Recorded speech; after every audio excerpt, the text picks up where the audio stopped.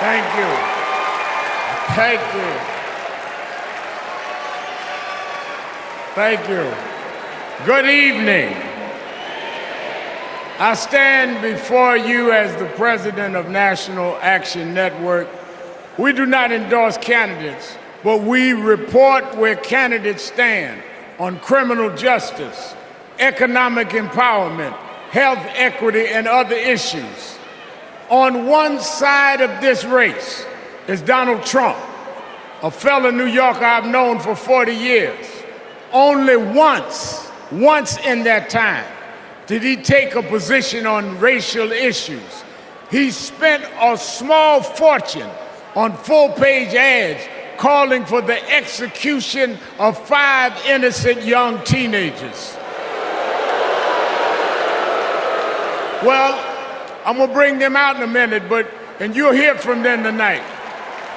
Because they were not executed, they're here to continue to fight.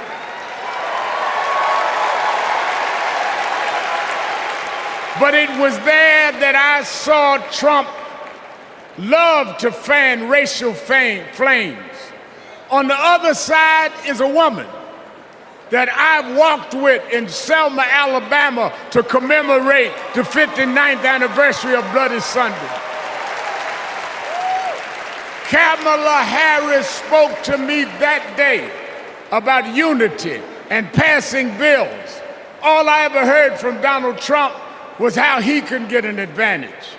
I see one candidate who wants to protect the right to vote, while the other has tried to cook up 11,000 votes in Georgia. I see a candidate who, with Joe Biden, brought leaders to the White House to confront violent hatred, running against a man who said neo-Nazis in Charlottesville were fine people. I see a candidate who has sought to reform and uphold the law, and a man who wrongly assumes his mugshot appeals to Black Americans. I worked with Kamala Harris. In every job she's had, she has consistently committed to making government work for those of us who've been disadvantaged. All Donald Trump has been consistent about is making himself richer and sowing division to get that done. This man sat right here in Chicago a few weeks ago, refusing to apologize for claims that migrants were taking Black jobs. Well, in November, we're gonna show him when Blacks do their job.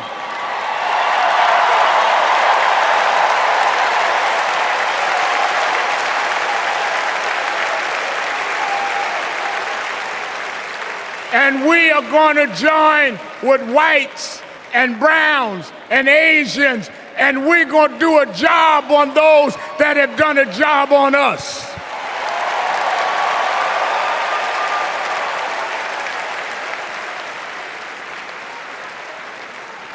Tonight we are going to realize Shirley Chisholm's dream.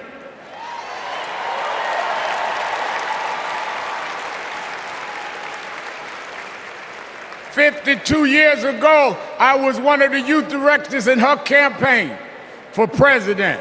And 52 years after she was told to sit down, I know she's watching us tonight as a Black woman stands up to accept the nomination for President of the United States.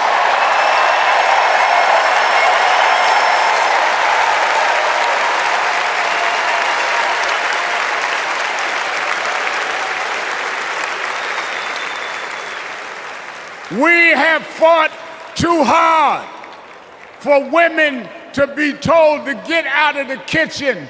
We are now on our way to the Oval Office. We won't go back.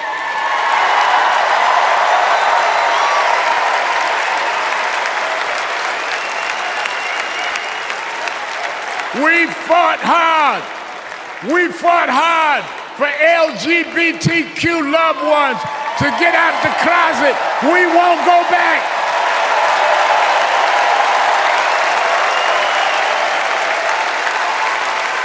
We fought hard for the right to choose, the right to education.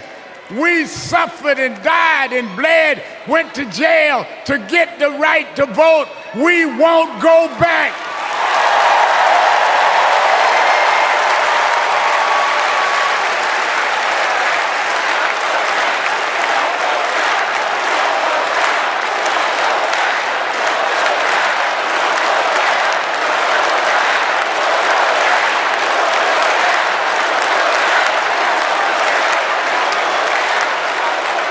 So we must be committed, no matter how the Supreme Court tries to roll back on civil rights, no matter what the amount of money they have. We are here because others fought and suffered for us, and we vowed tonight we won't go back.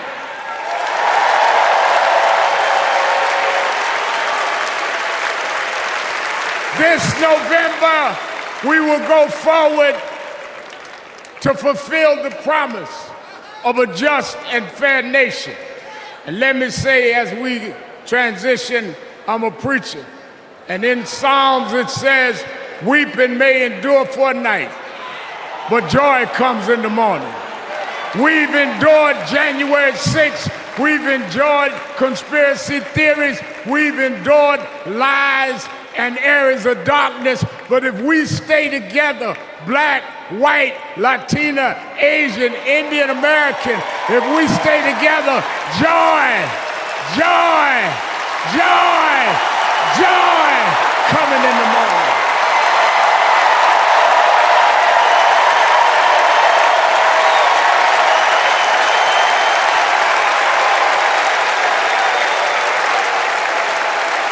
I want to now, since I was a teenager, I was mentored by Reverend Jesse Jackson. And Reverend Jackson taught us to fight for what's right. And now I want to bring out some young men that I fought for. I referred to them then, they were known as the Central Park Five. Now they're the Exonerated Five.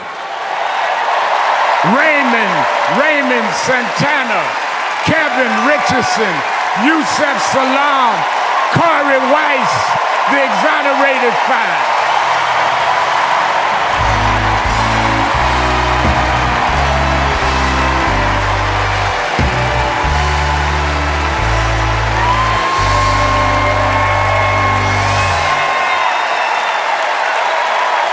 We won't go back.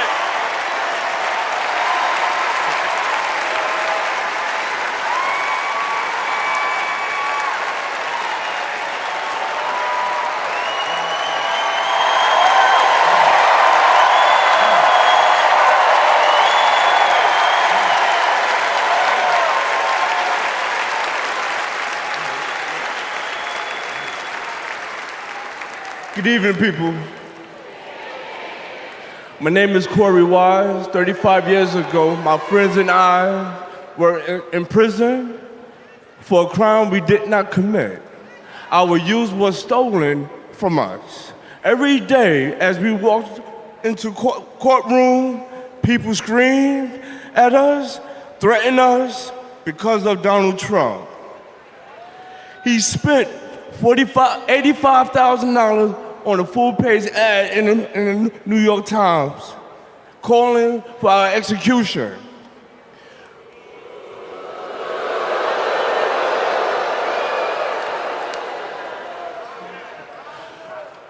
We were innocent kids, but we served a total of 41 years in prison. Reverend Al Sharpton stood with us. Now, I'm proud to stand with him today.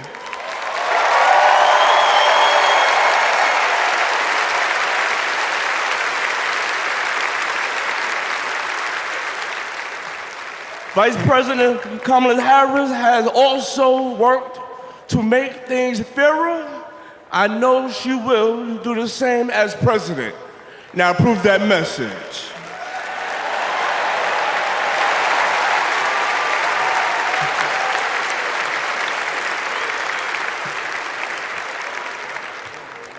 I love these guys. These are my brothers. These are my brothers. Yes, indeed. America. I am Yusef Salaam.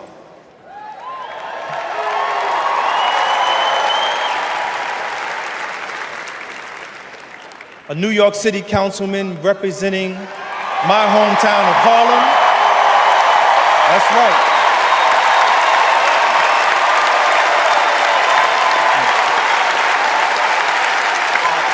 Man. Representing my hometown of Harlem, USA. And listen, as my friend Corey Wise just said, 45 wanted us unalive. He wanted us dead. Today we are exonerated because the actual perpetrator confessed and DNA proved it.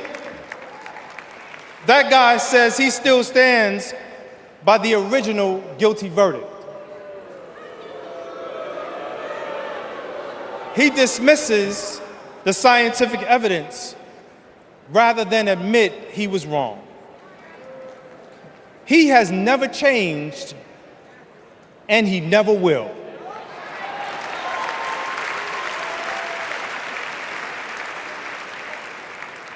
That man thinks that hate is the animating force in America. It is not. We have the constitutional right to vote. In fact, it is a human right. So let us use it. I want you to walk with us. I want you to march with us. I want you to vote with us.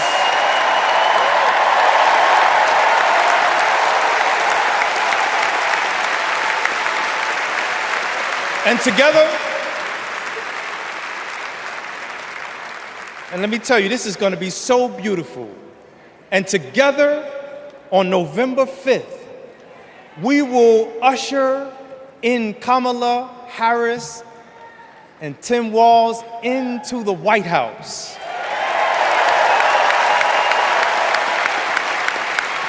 So I want to do this. When I say one day, I want you to say, see us. One day, see us. One day, see us. When they see us, America will finally say goodbye to that hateful man.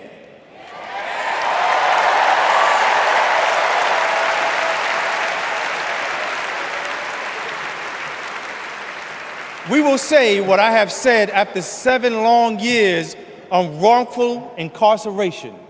Free at last. Free at last. Free at last. Thank God Almighty, we are free at last. God bless you, and God bless the United States of America.